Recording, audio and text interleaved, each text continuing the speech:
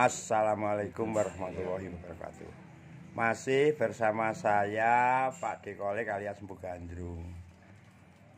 Dulur-dulur pemirsaku YouTubeku, I love you ku semua, kembali lagi dengan saya. Kali ini saya masih di Pasar Templek, Kota Blitar bersama Pak Kaji Mahmud.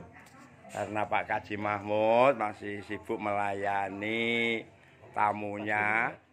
Ini Pak Haji Mahmud. Jadi saya buat konten ini sendirian. Begitu. Kali ini pemirsa, saya akan menyajikan konten yang luar biasa juga. Ini adalah pusaka-pusaka kuno, pusaka-pusaka peninggalan leluhur kita.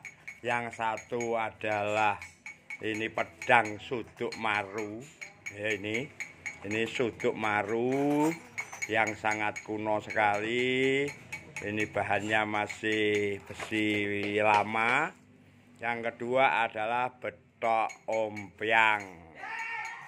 Ini kalau nggak salah zamannya masih Kabudan. Ini betok ompyang, ini bentuknya ini orsinil asli. Ya kalau pegangannya baru. Cuma untuk besinya masih sepuh, utuh dan tangguh. Ini luar biasa sekali. Ini tidak diwarangi, pemirsa, ini besi aslinya. Sehingga sangat tampak luar biasa. Ini pijetan ini kalau nggak salah. Ini masih pijetan. Ini kemampuan nenek moyang kita dalam membuat pusaka. Ya.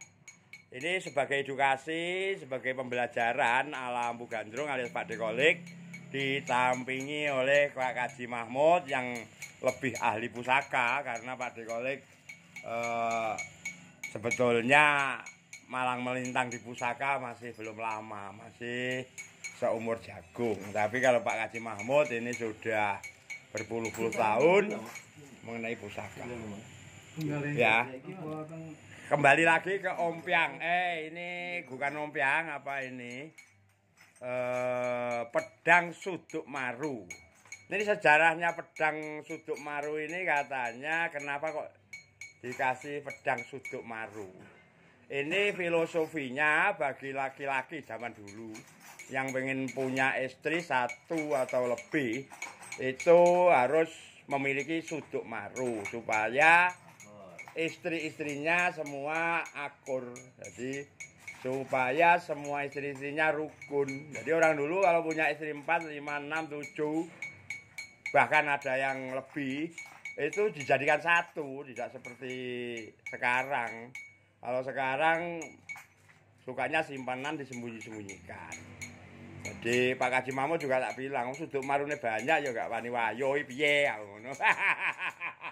Ini sambil memberi edukasi, saya ajak untuk rileks biar para pemirsaku, para kawula muda tahu tidak tegang. Ini pusaka-pusaka zaman dulu. Walaupun Pak Dekole sambil guyon, ini bukan pusaka guyon, ini pusaka asli, sungguhan. Gitu ya Pak Kaji Mahmud ya. Pak Dekole sebetulnya ya pengen suduk maru, tapi yang nggak pengen itu apa, kalau istri banyak itu nggak kuat memberi nafkahnya ya. Ini berikutnya adalah ompyang. Jadi ini ompyang betok. Saya nggak tahu eranya, mungkin ini Kabudan atau Kediri ya ini ya. Tapi yang paling terkenal mengingatkan kita pada ompyang jimbe ya Pak. Ompyang jimbe itu ada sejarah yang belum terungkap. Ini ala Mpu Gandrung. Ini mengingatkan kita pada pemesan ompyang jimbe pertama kali adalah Rondo Kuning dulu ya. Jadi Rondo Kuning itu punya anak 2 kecil-kecil dan ditinggal mati suaminya, makanya Rondo. Lek Rondo ini nanti bojo Pak Mahmud. Ya toh. Nah ini dulu gini ceritanya. Jadi Rondo Kuning itu cantik sekali, makanya disebut Rondo Kuning karena kulitnya juga kuning, langsat. karena suaminya meninggal dalam laga peperangan menjadi janda. Setelah menjadi janda, Rondo Kuning menjadi susah karena yang mencari nafkah nggak ada. Karena yang mencari nafkah nggak ada, itu akhirnya Rondo Kuning susah secara ekonomi. Ya, para laki-laki nggak berani mendekat karena takut sama istri-istrinya dicurigai ingin sama Rondo Kuning itu, sehingga Rondo Kuning menjadi bahan gunjingan, menjadi bahan fitnahan, dan secara ekonomi susah. Ketika susah itu Rondo Kuning punya pikiran untuk datang kepada seorang empu, minta dibuatkan keris yang bisa mengangkat derajatnya, yang bisa membuat ekonominya lebih baik. Alhasil, karena seorang empu punya doa yang mustajab, doa yang sangat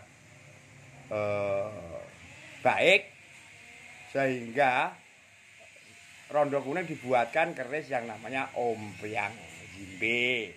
Pemirsa, dengan keris Ompyang Jimbe, alhasil dengan Tuhan Yang Maha Kuasa atau Kang Murbeng Dumadi kalau zaman dulu. Kalau zaman sekarang ini Allah Subhanahu wa taala, Rondo Kuning diberi rezeki yang melimpah, kekayaan yang melimpah. Mulai saat itulah Ompyang Jimbe menjadi sangat terkenal, tersohor, sehingga banyak sekali orang yang memesan Ompyang Jimbe. Jadi, yang dimaksud Ompyang Jimbe bukan setan, bukan iblis. Yang dimaksud Ompyang Jimbe adalah sebuah pusaka besi aji yang di situ tertera doa seorang